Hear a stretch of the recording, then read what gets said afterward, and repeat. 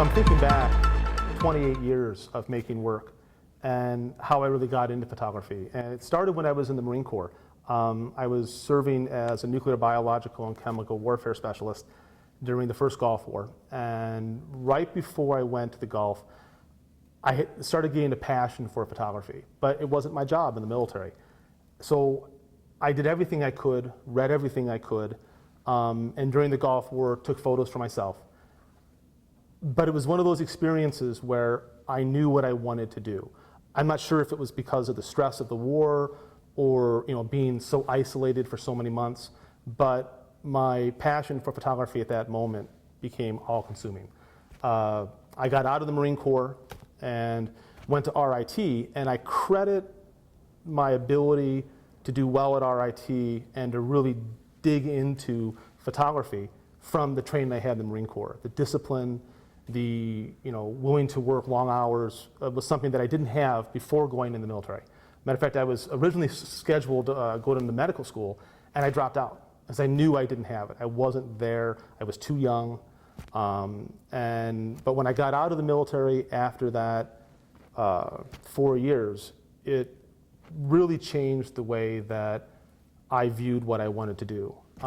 Over the last 28 years, I've gone from traditional darkroom, large format, big cameras with bellows and a blanket over your head, the old style, to now working in what I call a hybrid process, where I'm doing a combination of film cameras like this 6x12, which is my newest camera, to working with film and then scanning it and then printing digital. And that's something that I refer to as phygital, which stands for film and digital. And it's been the way that I've been working ever since 2004. That was really a pivotal period for me. It's funny, I've had two really pivotal periods now that I think about it. The first one was when I got into photography. It literally happened over the course of a weekend when I was in the military. On a Friday, I went out, I bought a cheap, chin-on camera that I was gonna take pictures with. It was 35 millimeter. And by Monday morning, I knew that that's what I wanted to do. I was a Lance Corporal at the time. I went to the bank, got a big loan so I could afford to buy a camera, and just started learning everything I could. And then being in the Gulf War reinforced that even more. It became what I had to do. I went to the Gulf War knowing that I loved photography. I came home from the Gulf War wanting to eat, breathe, sleep photography. And then in 2004, we were living here in Vermont. We've been here for 20 years actually, this month. And in 2004, I had a moment of clarity that I realized that I needed to take my work somewhere else. And that somewhere else was blending analog and digital photography. And it was getting away from super technical cameras, which I had worked with up to that time, and started working with plastic toy cameras and seeing what I could do. And it was I was panic-stricken over the course, once again, it happened over the course of a weekend. Over the course of 3 days, I gave up making darkroom prints. I gave up working with really big cameras, and it was terrifying. I mean, I was just panic-stricken. What was I doing? How could I be abandoning all these, decade of training at that moment? But it was the best thing that I ever did. And since then, my work has evolved. I've worked with hundreds, literally hundreds of different cameras. Many of them I've had made for me. This particular camera, this is the third time I've owned it. I bought it and sold it and bought it and sold it. I get cameras and develop cameras specifically for a body of work that I'm making. And a lot of times when I'm done making a particular body of work, I part with all the technology and then reinvent something new.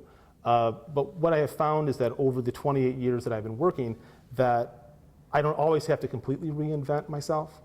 What I've learned continues going forward. And in my most recent body of work called Motion Pictures, it really is a culmination of everything that I've loved for the last 28 years. So as a film photographer, I keep a lot of film in stock. Each type of film is unique and different, so I keep a lot. I use my rotary film processor to process a lot of my films. I use a chemical that's made out of instant coffee. So it's an environmentally correct way to process films. After I've processed the film, you get a negative. When I have my negatives and they're dry, I bring them into my light table where I can edit the work. And once I've edited the work and know what I want to work on, I take the negatives and bring it over to my Mac station where I've got my drum scanner that I do my scanning. And it's important to me that 90% of what I do in my artwork is all done in camera. It's not done in the computer. It's really done in the way that I make the pieces. Once the image is completed, I bring it to my PC, which is the way that I print the DaVinci printer. I build my own custom profiles. Profiles are what allow you to print onto different papers using robotic arms and photospectrometers. And I print on over 300 different handmade papers. My current paper that I use is called a mate, and we have a mate in the other room. A mate has been made for 3,000 years. It was used by the Mayans and the Aztecs for religious purposes. There's one village left in Mexico who makes a mate, and it's absolutely fabulous to work with. But I work on 4 by 8 foot sheets, which is the largest piece of a mate made. It's a full sheet. And then the sheets, there we go, then go out on this board, and I have to inspect and groom the surface of the paper. And a mate is interesting because it's literally tree bark. It's 3 different kinds of tree boiled down in a pot, and then they pound it together on a stone and allow it to dry in the sun. So it's just one of the most beautiful textured papers. So once I have the paper out, I take a look at it. I'm checking for any kind of imperfections or holes because it is handmade. No 2 sheets are the same. I need to move in the other room then and get my dry mount press prepared. So what I do, pull this out. I have this warmed up to a couple hundred degrees Fahrenheit. And this is the fun part. You grab this and you carry it into here. So then I close it down, and then I'm going to move it in 6 or 7 or 8 sections until the whole paper's flat. So while that's heating, I'll go back in the other room. This is a DaVinci 12 black printer. It's the only one in the world in this current configuration. I've used it for all of my work since 2004. So I have to do a quick setup. Okay. And I do a test print before I do anything, because there's nothing like making a 4 by 8 foot artwork and realizing hours later that you had a nozzle problem. And I just give it a quick inspection to make sure all the patterns are firing properly. All right, after I got all the sections flattened, I have to pick this out. And at this point, I have to do a lot of inspection on the paper again and just make sure that everything is clean, that there's no imperfections in it, and it looks pretty good. Now I've got to figure out the scale of the paper because all these papers are handmade. No 2 are the same, and the paper itself is not square. And that's a problem because my image is square. So trying to find a way to calibrate something that can go through the DaVinci and come out to where the edges are all even takes a fair amount of time, but that looks pretty good right there. Let's start to align this. And this is my last really good inspection of the paper. As I'm pulling it, I'm really just looking for anything.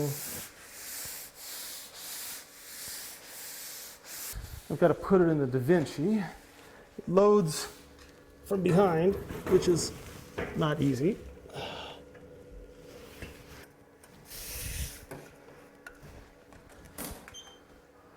The printer now loads the paper and it measures the paper, and it sort of gives me a mathematical number of how big it's going to be, but I know it because I measured it myself. And then all I have to do is backfeed it a little bit. And a print of this scale, depending on how I'm making it, can take anywhere from 2.5 hours to 15 hours. It all depends on the paper. This is one of my newest artworks. It's from my series called Motion Pictures. I used my family for over the last decade as all the models in my pieces. And this image was completely constructed in camera.